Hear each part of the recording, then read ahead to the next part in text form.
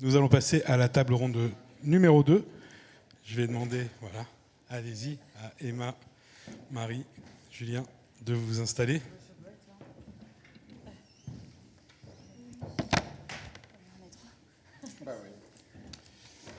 Marie, vous avez un micro là-bas si vous voulez. Comme ça, vous avez chacun votre micro. C'est plus confortable. Finalement, je vais rester debout, moi. Je préfère être debout. Donc, on est sur la table ronde numéro 2, donc le point de vue des acheteurs d'impression. Donc, c'est intéressant parce que Pascal a mis une passerelle. Donc, c'est bravo. Merci pour cette transition. Donc, je vais vous demander de vous présenter. Marie, je vous laisse commencer. Ouais, alors moi, c'est Emma. Pardon, oui, il n'y a pas de souci. Désolé. Du coup, moi, je suis en charge de la partie marketing et développement produit, donc pour On the White Side, marque de cosmétiques bio et 100% d'origine naturelle à base de plantes sauvages. On a développé du coup un complexe breveté associant du coup le bourgeon de hêtre et la sève de bouleau, qui ensemble du coup font du coup la régénération de la peau. Voilà. Du coup, moi de mon côté, Marie Blaquière, donc je suis responsable des opérations au sein d'On the White Side, donc de toute la partie achat et donc relations fournisseurs, et en partie donc avec Anthony, notre fournisseur d'étuis. Alors moi c'est Julien Ballaria, je suis responsable fabrication pré-presse aux éditions Glénat. Donc je gère une dizaine de graphistes et scanneristes pour justement donner des fichiers bien normés et pas faire les divas ensuite. Ça va rester, je pense. Merci Pascal. Donc, merci, encore une fois, merci d'avoir accepté de témoigner parce que c'est vraiment, j'ai particulièrement eu beaucoup de mal à trouver des gens pour venir témoigner, donc je vous remercie profondément de votre présence.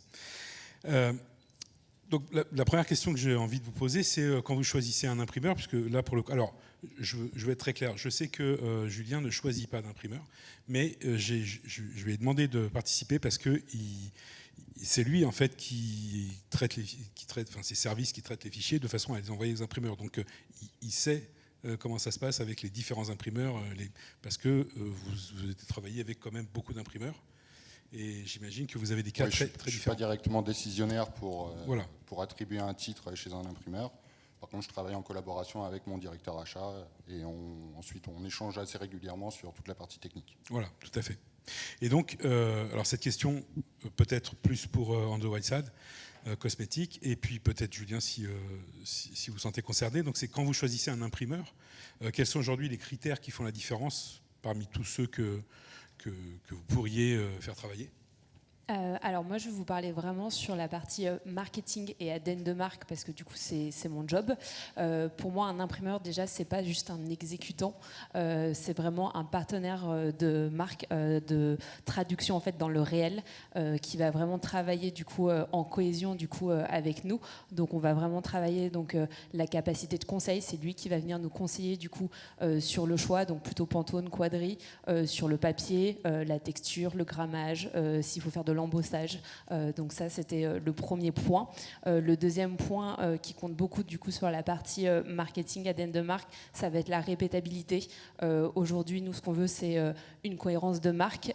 D'une production à un autre, j'ai besoin de savoir que je vais avoir les mêmes couleurs sur mes packaging, qu'en linéaire, on est exactement pareil. Et en fait, ça permet du coup de desservir la marque, mais surtout au niveau du client. Les clients aujourd'hui ont besoin de savoir, et aujourd'hui, surtout dans un environnement encore plus concurrentiel en pharmacie, en point de vente clé, d'avoir vraiment du coup des couleurs qui soient vraiment du coup très visibles. Très bien. Du coup, d'un point de vue plus opération et donc achat, relations fournisseurs, donc moi je pense que le critère le plus important, ça va être la qualité. On va avoir besoin d'avoir du coup des étuis de qualité sans litige, sans aller-retour avec notre fournisseur, qu'on puisse justement lui faire confiance à chaque production. Ce qui est le cas, et c'est ce qu'on retrouve aujourd'hui avec Anthony, les litiges, on les compte pas de cette normalisation. En fait, moi, quand j'envoie un bon de commande, quand j'ai un besoin et que j'ai ma production qui arrive, j'ai pas de doute sur le résultat de mes étuis. Je sais qu'ils vont être conformes. Je sais qu'au point de vue ADN de marque, dans mon linéaire, ça va être impeccable et qu'on va pas avoir un problème de couleur. Ce qu'expliquait Georges tout à l'heure, c'est qu'effectivement l'an dernier, on a fait toute une refonte de couleurs en passant de 5 Pantone à de la quadrille et un Pantone. Ça a été un travail aussi de conseil, d'accompagnement. Donc au-delà d'être uniquement un imprimeur, aujourd'hui Antoli, nous, c'est vraiment un partenaire de confiance. Donc c'est hyper important aussi pour son imprimeur d'avoir cette relation-là. Et en plus le résultat est incroyable. Si vous voyez nos étuis en pharmacie ou autre, regardez-les de près, et c'est vrai que le résultat sur de la quadrille est vraiment top. Et en termes de critères, pour terminer aussi, je pense que ce qui est important dans l'approvisionnement des étuis, ça va être les délais, le coût, et c'est quelque chose aussi qu'on a réussi à optimiser. On a moins de pertes, moins de gâches, donc c'est une optimisation en fait sur tous les points qui est réussie. Donc c'est top. Ouais, c'est génial, super. Voilà. On vous sent très enthousiaste et c'est très très bien. C'est très très bien. Julien, vous avez peut-être quelque chose à rajouter? La qualité, c'est le point essentiel. Après, nous, on a des critères qui sont un peu particuliers dans l'imprimerie, dans l'édition. On a différentes typologies de livres.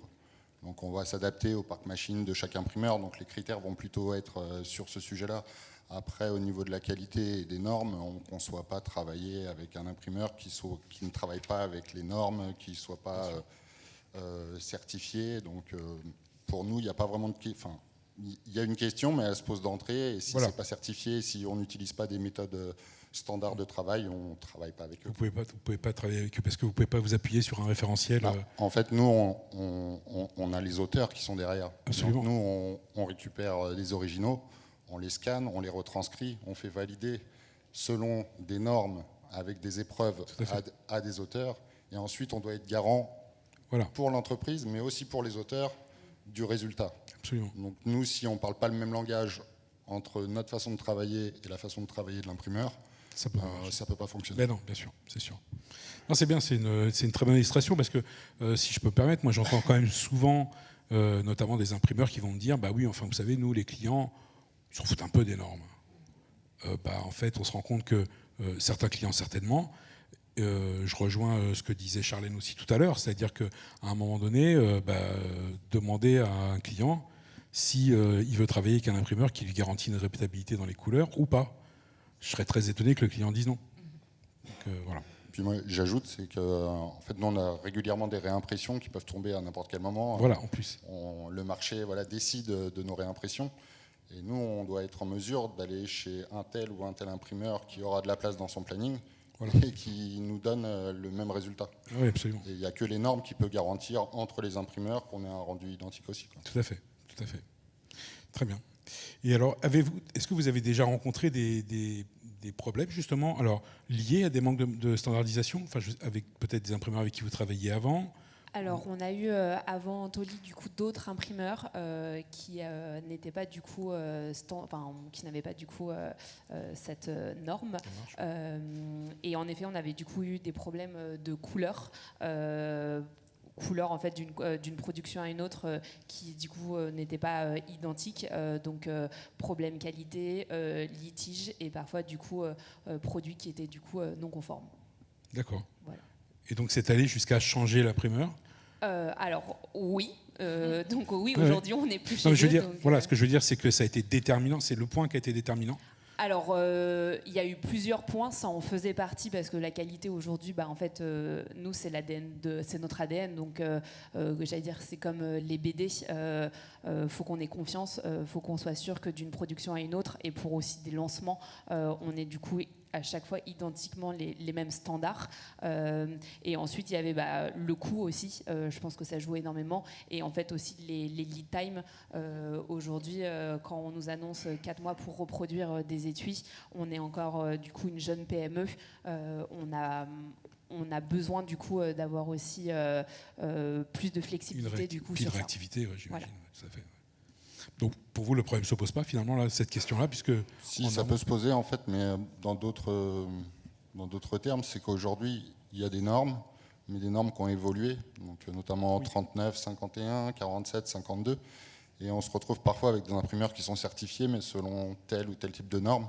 Et nous, la difficulté qu'on a, c'est qu'on essaye d'avoir une production qui soit assez homogène et qu'on n'ait pas pour chaque imprimeur une certaine façon de gérer. Voilà, donc aujourd'hui, nous, ce qui nous pose un peu problème dans le monde de l'imprimerie, c'est qu'il n'y a pas une standardisation de la normalisation.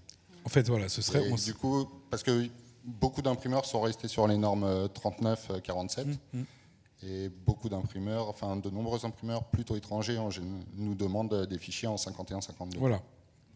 Donc, en fait, vous devancez ma question avec. Donc, vous travaillez également avec des imprimeurs étrangers, j'imagine. Oui, tout à fait. Et donc, si vous devez établir un espèce de constat, finalement, sur quand vous travaillez avec les imprimeurs étrangers avec lesquels vous travaillez aujourd'hui et les imprimeurs français, est-ce qu'en majorité, on est sur quelque chose de cohérent, enfin, ou est-ce que vous avez constaté, à l'inverse, qu'à l'étranger, ils étaient peut-être plus sur la normalisation, ou moins. Alors, j'ai l'impression qu'à l'étranger, c'est plus récent pour eux, la normalisation. Ouais. Et donc, ils sont plus avec les dernières normes. Les imprimeurs français ont fait leur normalisation il y a un petit peu plus longtemps. En tout cas, je parle dans l'imprimerie qui nous concerne, donc la reliure, etc. Donc, ils sont sur des standards 39-47 et ils n'osent pas en fait recaractériser toute leur machine, refaire toutes ces étapes de certification pour aller sur la 51-52. Et du coup, ça fait un frein parfois pour des tirages. Oui et non, parce qu'en fait, on utilise un logiciel Color Server. Ah oui, donc qui nous permet de traiter. En fait, le souci, la difficulté, c'est que on doit faire au cas par cas. Voilà, donc on perd un petit peu de temps à chaque fois et on peut aussi se tromper. Donc. Bien sûr. Bah oui, du coup, c'est un peu plus. Il y a le risque d'erreur qui est ajouté, quoi. Okay. Et est-ce que vous avez constaté alors je reviens vers vous, est-ce que vous avez constaté une réduction dans les allers-retours entre l'imprimeur, vous, les BAT, etc. Parce que j'entends bien le discours de confiance que vous avez avec votre imprimeur, ce qui est génial, mais et du coup, est-ce que vous constatez cette réduction d'aller-retour ? Oui, parce que je pense qu'au-delà de la réduction d'aller-retour, on n'en a pas finalement. Nous, on fonctionne avec le passage d'une commande, l'envoi d'un BAT, que notre fournisseur garde finalement le BAT, donc on le revalide par nos soins. Une fois qu'il est validé, on sait vraiment que le résultat va être identique à la production précédente. Oui. Donc en termes d'aller-retour de litige, très honnêtement, ça ne nous arrive pas finalement. Et pareil, c'est une évolution par rapport à précédemment Oui, bien sûr, tout à fait. De toute façon, quel que soit le type de fournisseur, on a toujours des... pas des déceptions, mais où à la livraison, il peut y avoir des coquilles. On peut le voir sur les étiquettes, on peut le voir même sur des composants, des capots, ce genre de choses. En revanche, vraiment sur les étuis, c'est l'article de conditionnement où on n'a pas... C'est conforme. Ouais, voilà, c'est conforme, 100%. Dès le départ, en fait. Oui, dès le départ, il n'y a pas de question à se poser. Et du coup... il n'y a pas de stress non plus de ce point de vue-là. Ça permet aussi de se dégager du temps et de la sérénité sur d'autres sujets qui peuvent être un peu plus complexes pour le coup. Tout à fait. Très bien. Et donc à long terme, et là je parle aussi pour vous, à long terme, les relations en fait à long terme avec les imprimeurs, aujourd'hui, j'imagine que vous basez ça vraiment... Alors là, je vais parler de normalisation, mais peut-être même de certification. Est-ce que pour vous, c'est important qu'il y ait cette certification ?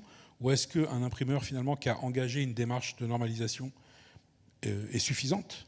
Ou est-ce que vous dites, non, moi, de toute façon, s'il n'est pas certifié, c'est compliqué pour moi de travailler avec eux ? Ouais, nous, on parle plutôt de normalisation que de certification. Okay. La plupart des imprimeurs travaillent avec les normes et ils ne peuvent pas faire autrement. Par contre, est-ce qu'ils sont certifiés ou pas ? Alors, il faudrait plus, pour le coup, en parler avec mon responsable achat. Oui, bien sûr. Et voir si pour lui, ça a un impact réel ou pas. J'en suis pas sûr. Je pense qu'à partir du moment où on peut nous garantir par la normalisation un rendu colorimétrique, ça nous est suffisant. Après, sur le long terme, de toute façon, on voit ensuite le résultat. On voit si la normalisation est bonne ou pas sans être certifié. Oui, absolument. pour vous aussi. Je rejoins exactement le propos. On le voit très vite sur le long terme si les couleurs du coup d'une production à une autre sont pas identiques et qu'il n'y ait pas une cohérence. Voilà. Oui, on n'est pas forcément, vous cherchez pas absolument la certification.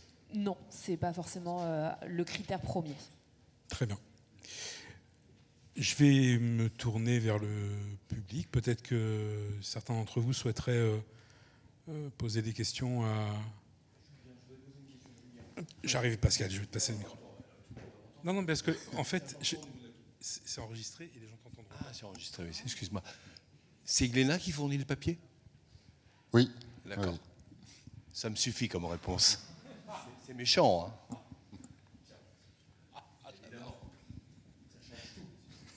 Pascal. Est-ce qu'il y a... Merci. Bonjour, moi j'ai une petite question qui sort un peu du champ directement de la couleur et qui concerne ces beaux étuis que vous êtes en train de fabriquer. J'ai l'impression que vous avez parlé beaucoup aussi au départ de RSE. Donc est-ce que ça a un impact que ça soit fabriqué en France ?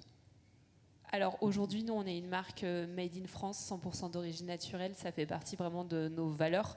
Donc oui, ça joue beaucoup. On n'a que des fournisseurs qui sont français. On a un papier aujourd'hui qui est FSC aussi et qu'on revendique et qu'on claim en fait sur les réseaux sociaux. Donc ça fait vraiment partie de nos valeurs. Bravo.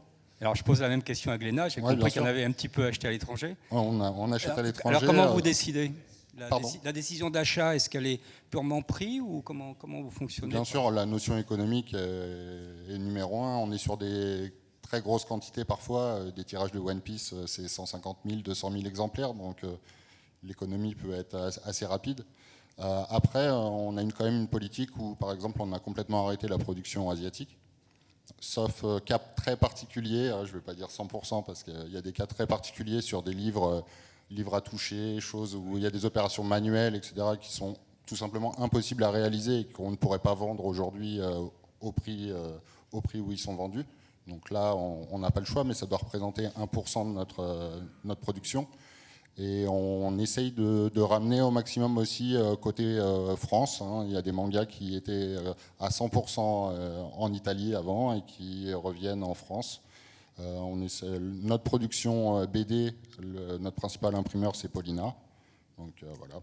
Donc, on essaye au maximum quand même d'être en France et surtout d'arrêter tout ce qui est pays très très lointain. Merci. Merci Alban. Est-ce que quelqu'un a une autre question? Non. Ok, donc en fait, on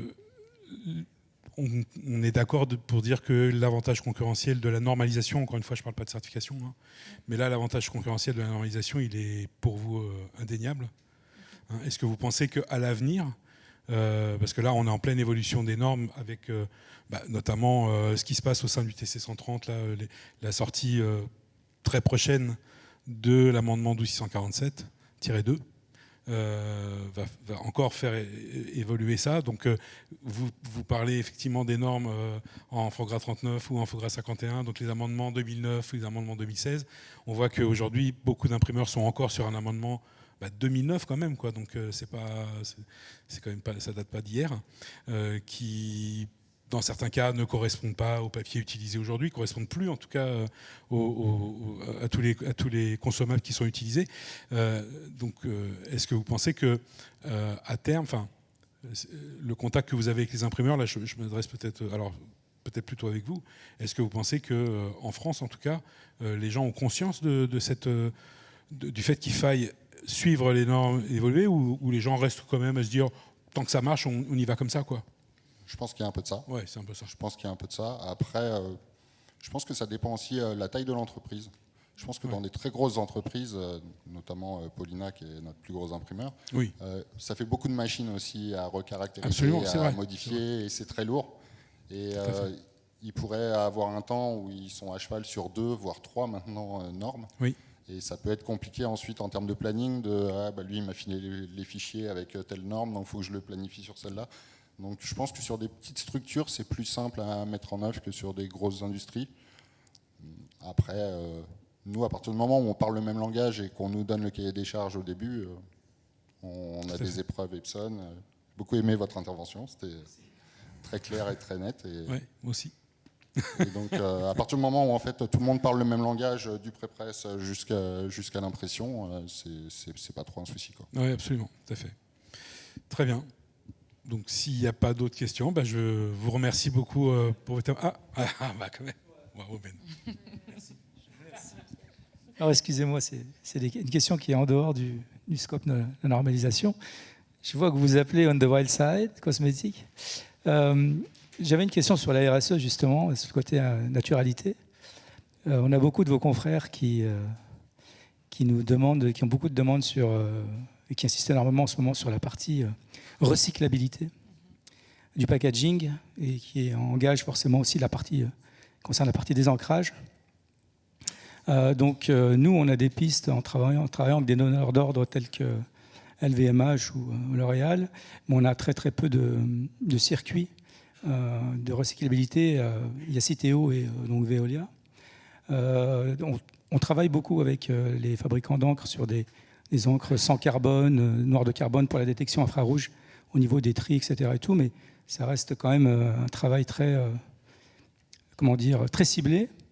Quelle est votre position, vous, en tant qu'entreprise qui communique énormément sur la naturalité par rapport à ce que devient le packaging, la vie du packaging a posteriori de l'achat client? Il faut savoir, nous, dans un premier temps, le choix du packaging va se faire sur cette base-là. On va toujours être dans une réflexion de, quel que soit le pack, d'avoir un pack déjà avec des matériaux recyclés quand c'est possible, du plastique recyclé, du verre recyclé, et toujours à attendre vers du 100% recyclable. Donc c'est une réflexion qu'on a au quotidien et qui fait partie de notre mentalité au sein de l'entreprise. On a été certifié également B Corp, donc pour tendre également vers ces aspects-là RSE qui nous tiennent à cœur. Donc oui, que ce soit sur les packs, sur les encres, ce sont des sujets qui nous touchent particulièrement et où on tend à aller vers du 100% recyclable, quels que soient nos choix de packs.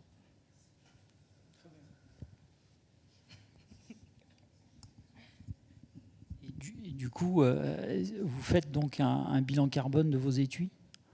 Parce que, en fait, quand on parle d'utiliser des produits recyclés et des cartons non recyclés, est-ce que vous avez déjà fait les comparaisons et est-ce que vous prenez une décision d'achat en fonction du résultat du bilan carbone de vos étuis?